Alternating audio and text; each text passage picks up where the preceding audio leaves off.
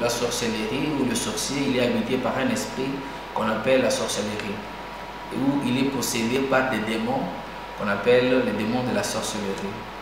Voilà un peu ce que nous pouvons comprendre. Si je peux rentrer par rapport à la Bible, parce que le diable c'est un grand imitateur, je vois dans 2 Rois 2 que Élisée est en train de demander à Élie s'il pouvait avoir la double portion de son esprit. Et après, nous voyons qu'après la montée d'Élie, les prophètes, les fils des prophètes de Jéricho sont en train de dire que l'esprit d'Élie se retrouve sur Élisée. Mais quand nous lisons d'autres versions comme le français courant est en train de nous dire que l'esprit prophétique d'Élie se repose sur Élie. Quand nous allons dans la version parole vivante, là aussi la Bible est en train de nous dire que l'esprit des prophètes qui habitait sur Élie est maintenant sur Élisée. Voilà un peu, et voilà, quand nous entrons dans l'esprit de Louis II, nous voyons que cet esprit prophétique qui animait Élie devient son esprit. Voilà que le sorcier qui est habité par l'esprit de la sorcellerie devient son esprit. Qu'est-ce qui se passe? Ces esprits-là, comme je l'ai dit, sont des démons. Les démons habitent dans un corps. C'est-à-dire les démons de sorcellerie qui se trouvent dans le sorcier peut aller habiter dans un corps, peut aller habiter dans le corps de l'animal. Et pour que le sorcier arrive à atteindre ses objectifs, le sorcier est là pour détruire, pour tuer, pour faire n'importe quoi, des destructions, même pour voler.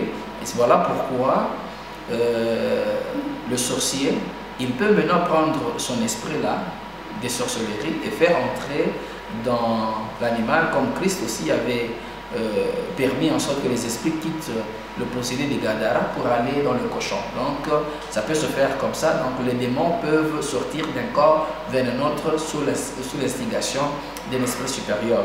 Lorsqu'on se retrouve dans un milieu, là où les champs sont en train de miauler, là je dirais ceci: quand il fait froid, les chats miaulent. Ce n'est pas que lorsque tout chat miaule, c'est toujours l'esprit de sorcellerie, non. Donc les chats peuvent miauler, mais dans le cas d'espèce aussi, le diable utilise également pour provoquer la peur. Voilà, quand quelqu'un a la foi, quand quelqu'un n'a pas de doute, quand quelqu'un a de l'espérance et déterminé qu'il est avec Dieu et qu'aucune chose ne pourra lui arriver, les sorciers ne peuvent rien faire. Mais quand il commence à miauler, le chat commence à miauler, ça peut provoquer la peur. Ça peut provoquer la peur, et à ce moment-là, le chrétien, au lieu de prier, il peut commencer à prier par peur. Il fait une prière sans conviction.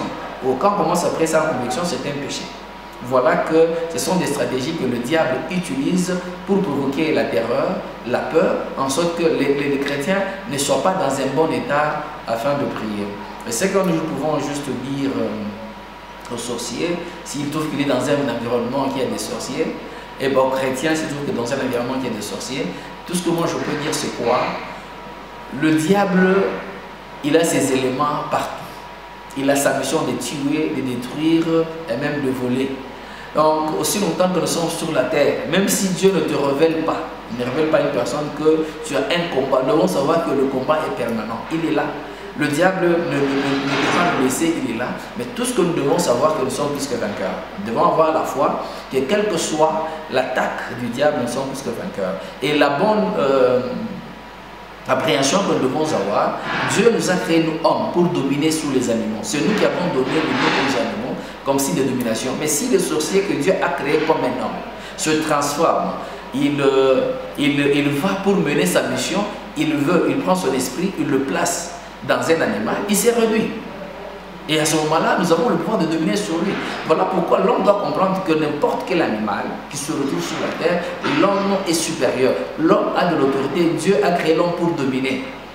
Et c'est celui qui va prendre la dimension de l'animal pour terroriser l'homme. Il n'y a que l'homme qui ne se connaît pas qui peut avoir peur. Mais là, il faut se dire qu'il s'est encore rabaissé davantage et il ne peut rien faire. Il ne peut jamais dominer. Et là, c'est déjà un signe de défaite dans le camp du diable. Mais on joue seulement avec le mental de quelqu'un, comme un signe de terreur, en sorte que l'on puisse atteindre les objectifs. Voilà brièvement ce que nous pouvons dire sur ce sujet. Alors, si un chrétien arrivait à tuer peut-être l'animal ou les sorciers, c'est déjà peut-être converti. Directement, c'est les sorciers qui meurent? Oui, ça a des impacts. Bon, selon des témoignages, moi, il m'avait parlé d'un témoignage d'un chef coutumier qui était son esprit, qu'il avait l'esprit de les démons qui le conduisaient, était également dans l'animal, et malheureusement même l'âme était déjà là-bas. Et selon les pactes, c'était que avant de tuer, avant de tuer le roi, on ne peut tuer que cet animal-là. Maintenant, il faut découvrir, il se cache dans quel animal.